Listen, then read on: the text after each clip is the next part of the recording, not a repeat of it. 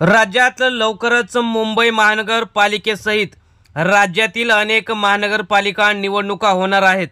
त्यामध्ये राज्यातील आणि देशातील सर्वात महत्त्वाची महानगरपालिका म्हणजे मुंबई महानगरपालिका। गेली अनेक वर्ष शिवसेनेची ठाकरेंची सत्ता असलेले या महानगरपालिकेत 2025 मध्ये काय होणार, नक्की कुणाची सत्ता येणार, या मायानगरीवर जे नरेंद्र मोदी आणि भाजपा यांची सत्ता येणार की शिंदे गटाची, की पुन्हा एकदा उद्धव ठाकरे यांना मराठी माणूस साथ देणार, त्याचा विश्वसनीय सर्वे आपण बघणार आहोत। कोण मारणार बाजी, कोणाच्या किती यामध्ये जागा जिंकणार, तो सविस्तर असा सर्वे आपण बघणार आहोत। मुंबई महानगरपालिकेतील एकूण 227 जागांपैकी ठाकरेंना किती, भाजपाला किती, राष्ट्रवादीला आणि इतर जणांना किती, ते आपण सविस्तर बघूया। त्यामध्ये आपण बघणार आहोत 227 जागांपैकी जर 2 ते 3 महिन्यात निवडणुका झाल्या तर कोणाची सत्ता येईल, शिंदे गट, भाजपा की शिवसेना ठाकरेंची। त्यामध्ये 20 लाख लोकांमधून केलेला हा सर्वे आहे, तो विश्वसनीय सर्वे आपण सुरुवात करूया। एकूण 227 जागांपैकी गेल्या निवडणुकीमध्ये भाजपा शिवसेना ठाकरेंच्या अगदी जवळपास पोचला होता। 82-84 असा 2चा फरक असताना आता यावेळी कोणाच्या किती जागा ते आपण बघणार आहोत। हा लाखो लोकांकडून फेब्रुवारी ते मार्च या महिन्यामध्ये केलेला सर्वे आहे। हा विश्वसनीय सर्वे अनेक ठिकाणी अनेक निवडणुकात खरा ठरलेला आहे। आपण सविस्तर बघूया यामध्ये कोणाला किती जागा मिळत आहेत। त्यामध्ये महायुतीतील पहिला पक्ष म्हणजे राष्ट्रवादी अजित पवार यांना मुंबई महानगरपालिकेत फक्त 7 जागा मिळताना दिसत आहे। अजित पवार यांची जादू मुंबईत चालणार नाही असं दिसतं, त्यांच्या पुण्यात मात्र जागा वाढू शकतात। त्यानंतर दुसरा पक्ष आहे समाजवादी पार्टी। काही दिवसापासून बेताल वक्तव्य करणारे अबू असीम आझमी यांच्या समाजवादी पार्टीला मुंबईत फक्त 2 जागा मिळणार असं दिसतं। त्यानंतर पुढील आहे अपक्षांची जादूसुद्धा इतर जिल्ह्यांप्रमाणे मुंबईत कधी चालत नाही। मुंबईत यावेळी अपक्ष आणि छोटे मोठे पक्ष यांना 4 जागा मिळताना दिसत आहेत, त्यामुळे या कमी जागा आहेत।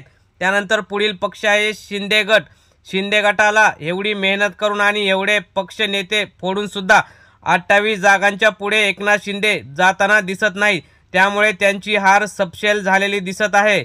त्यानंतर आहे भाजपा हा 73 जागा घेऊन जवळपास चांगल्या संख्येने मुंबईत आपला जम बसवताना दिसत आहे। मात्र गेल्या वेळेपेक्षा मराठी माणूस त्यांच्यावर नाराज असताना कमी जागा दिसत आहेत।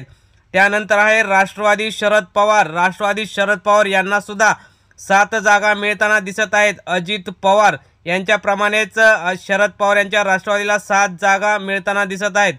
त्यानंतर राष्ट्रीय पक्ष असलेला काँग्रेसला सुद्धा या निवडणुकीत चमत्कार झालेला दिसत नाही।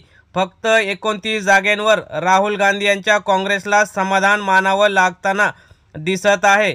त्यानंतर मुंबईतला सर्वात महत्त्वाचा पक्ष म्हणजे शिवसेना ठाकरेंची 70 जागा घेऊन दणदणीत यश मिळवताना दिसत आहे।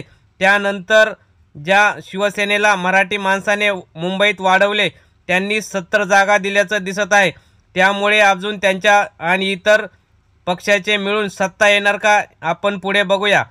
त्यानंतर महायुतीच्या या एकूण 108 जागा येताना दिसत आहेत। 108 म्हणजे चांगल्या जागा महायुती, भाजपा, शिंदे गट आणि देवेंद्र फडणवीस यांच्या येताना दिसत आहेत। तर महाविकास आघाडी म्हणजे काँग्रेस, शिवसेना आणि राष्ट्रवादी शरद पवार यांच्या 106 जागा येताना दिसत आहेत। त्यामुळे अपक्ष आणि छोटे मोठे इतर राज ठाकरे यांचे पक्ष सुद्धा मनसेला मुंबईत 11 जागा या सर्वेमध्ये दिसत आहेत। त्यामुळे मनसेही किंग मेकरच्या भूमिकेत येताना दिसत आहे। त्यामुळे मनसेही भाजपाला पाठिंबा देणार की उद्धव ठाकरेंना देणार याकडे सुद्धा लक्ष लागलेलं आहे। त्यामुळे आता काही दिवसातच हा सर्वे आपल्या समोर येईल आणि लवकरच निवडणुका सुद्धा जाहीर होण्याची शक्यता आहे। त्यामुळे आता मुंबई महानगरपालिकेवर कुणाचा झेंडा फडकणार हे दिसून येईल। तर मित्रांनो, तुम्हाला काय वाटतं, मुंबई महानगरपालिकेवर कोणाचा झेंडा फडकणार, महाविकास आघाडी की महायुती?